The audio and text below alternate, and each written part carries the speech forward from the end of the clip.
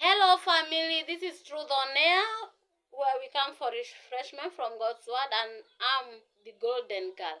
So, we are going to look today at a very interesting topic, which I call diligence and handworking.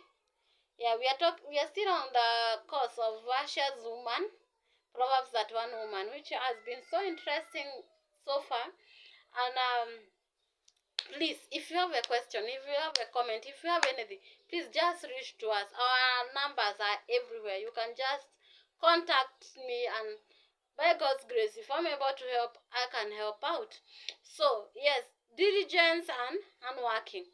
We know that in this kind of a present age that we find ourselves, things are no longer the way they used to be in the past.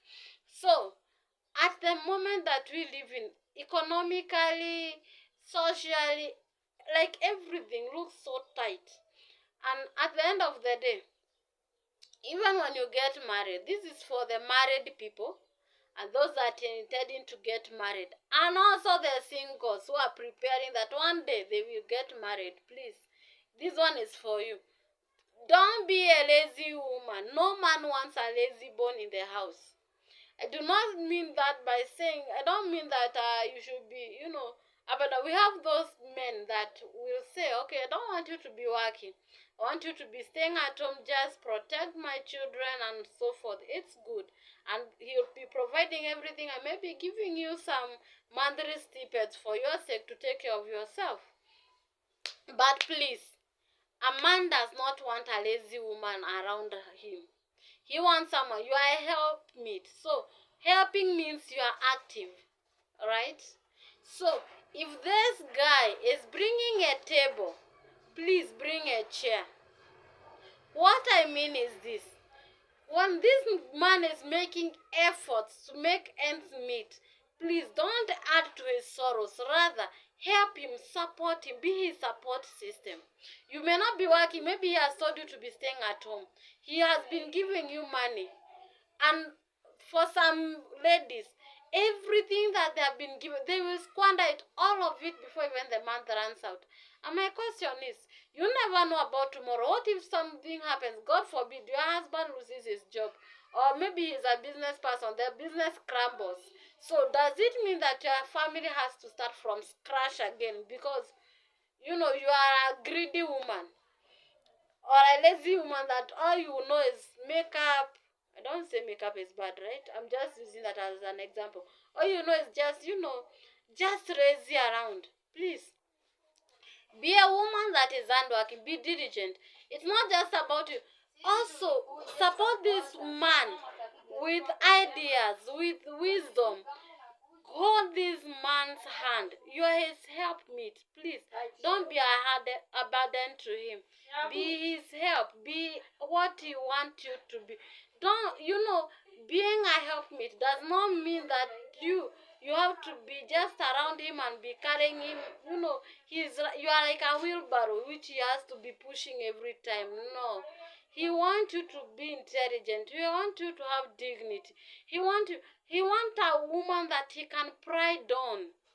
Please, he does not want someone that will be suffering every day in, day out. Like, he's like, this kind of a woman, what kind of a woman did I make? In fact, at times when he tells you, I want to do this and this, you'll be like, instead of that, let's do this. Instead of that, let's do this. No. Be a woman that he will pride himself, that when men are called, he will brag that he have a wife at home. Be diligent. Be wise. Let from your mouth, let words of wisdom ooze out. Be his comfort. Be this kind of a woman. I know some of our women, I'm sorry, but I'm not sorry. The man will come from work after a very hectic day. The moment he enters the door, you start with him. It's like you are waiting to erupt. You are a tornado. You're waiting for him to just arrive. And you are like, this kind of a man. What kind of a man are you? Are you even sure you are man enough? Children have been sent from school. We have not paid school fees. And here you are working. There is no food in this household. You have been working. Ladies, Seriously, like, okay, sorry, I'm laughing. I'm just trying to imagine that kind of a story. This man may even die. No wonder we have a lot of men that are dying early than their wives. So you'll find we have a lot of widows and widowers. Many men are dying before their wives because the pressure on the boy child. Yeah, Haba, it's serious. So you know, but a true wife, a diligent wife knows when to touch. You know the buttons to to press on your husband. If you still don't know these buttons and you have been living with your husband, then I should question you as a woman. What is your problem? Because it shows the problem is not actually the man. He might not do what you want, and you're already always complaining.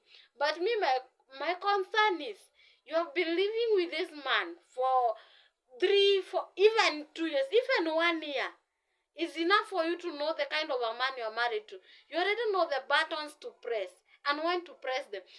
Wait, listen, married wives or even intending or whatever, all of we ladies, let's reason this way.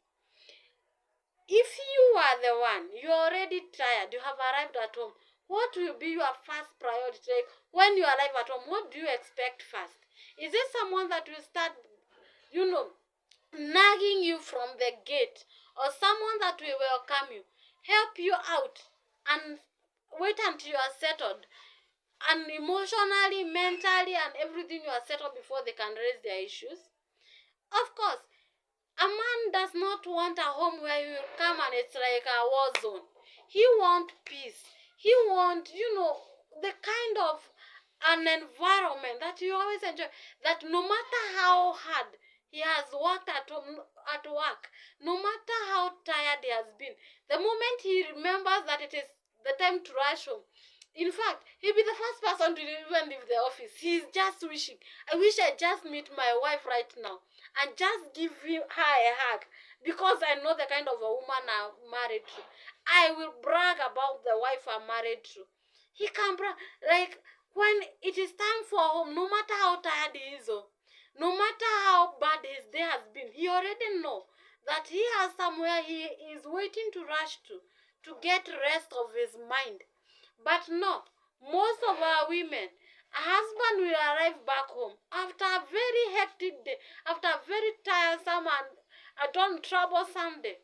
You are the worst part. Like, he will be even opting. It is better to continue staying here at work.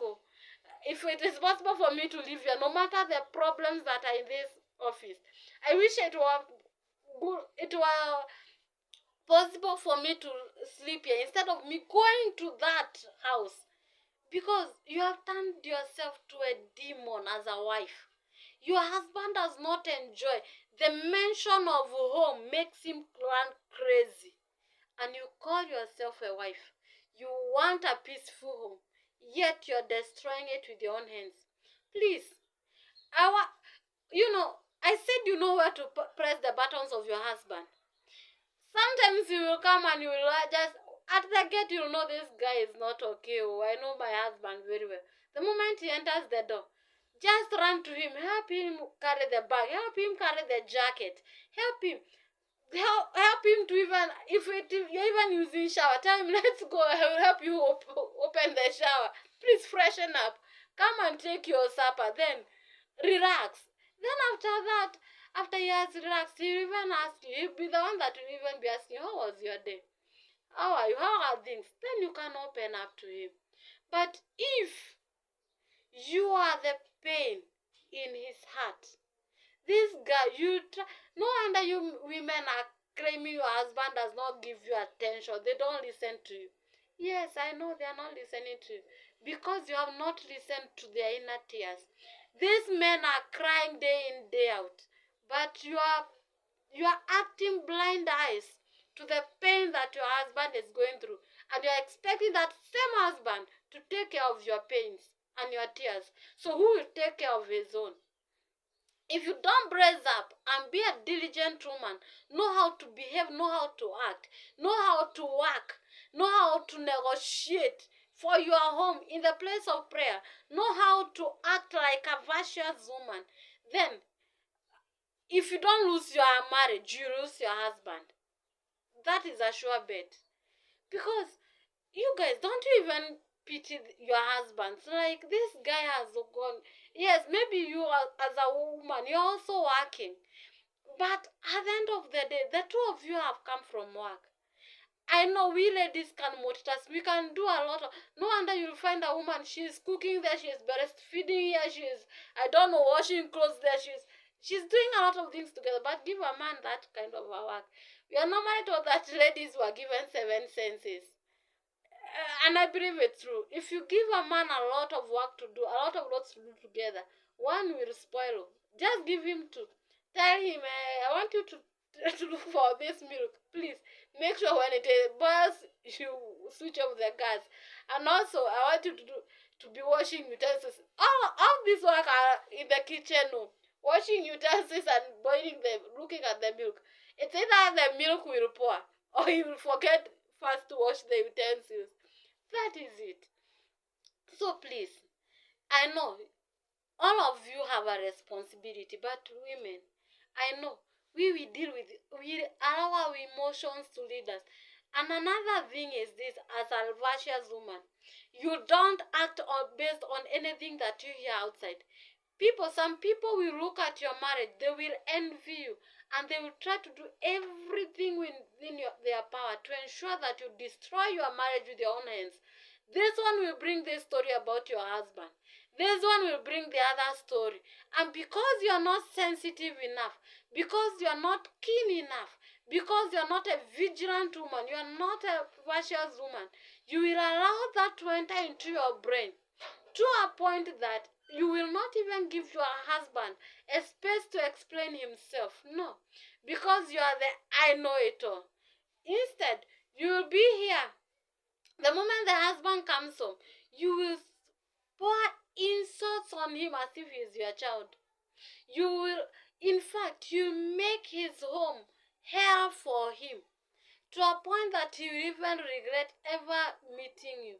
And you know what, women? If your husband comes to a point of ever wishing they never came across your life, you have already lost that man. I will tell you of that. Some people ask me, you normally talk as if you are ever married. I grew up in a married home. And I have said it severally. I didn't grow up in a very peaceful home, no. And I'm so intentional. Me as the golden girl, I'm so intentional about my marriage. I don't just want anything. I don't want trash in my marriage. I know. That's why I have searched. You know, the problem we have with our singles is this. Some of us don't even go to check how a married person. You want to get married, right? But if you are even asked anything about marriage, you are clueless. You are waiting until you get married to know what it is all about marriage. Instead of you to prepare during your singlehood season, it is a time for you to prepare for marriage. Don't wait until you get into the life of that man so that you can make life a hell for him. No. Start preparing yourself now. Start developing the attributes that will bring this man closer to you. Let me tell you the truth. If you are a diligent woman, if you are a hardworking woman, your husband will always stand for you. It does not matter. Maybe his family did not love you in the first instance. Maybe they were contrary against your relationship with him. Yes. But truth be told, if you are giving this man peace, if you are diligent, if you are someone that he leans on your shoulder to cry on, to express his grief, his pains, and everything, no matter what his family does to you, he will always stand with you as if he will feel the pain that more than you're even feeling it from his family. That is assured. Please, singles, prepare for marriage before you enter marriage. Don't enter marriage. That is when you're now starting to ask yourself, what is it all about marriage? Be intentional about the kind of a marriage you want. You plan for marriage. We are normally told that a soldier prepares for war before the enemy strikes. You don't start preparing for war when the enemy is already on your nose. No. You prepare for war before there is even a shout cry. that the enemies are coming. So that the moment the enemies are coming, you're already equipped enough to handle the enemy. Here it's not about the enemy. You are planning out, you're praying to God to give you marriage. Prepare for marriage as a young lady before you enter marriage.